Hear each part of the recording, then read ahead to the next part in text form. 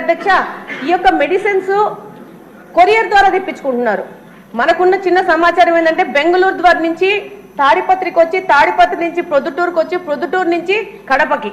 దీనికి బిల్లింగ్ ఉండదు, ఏముండదు. మెడికల్ షాప్స్ కొరియర్ ద్వారా తెచ్చుకొని ఆ మెడిసిన్స్ ని ఈ పిల్లలకు ఇచ్చేస్తున్నారు అధ్యక్ష.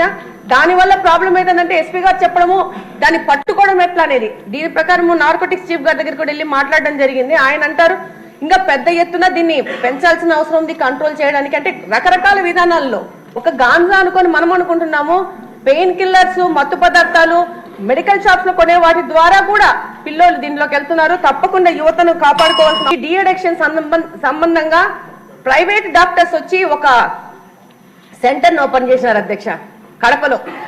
కానీ నేను మీ ద్వారా మంత్రి గారికి తెలియజేసుకునేది ఏంటంటే, ఆ అడిక్షన్ సెంటర్ పైన ఉంటే కింద వచ్చి మద్యం దుకాణం పెట్టారు అధ్యక్ష.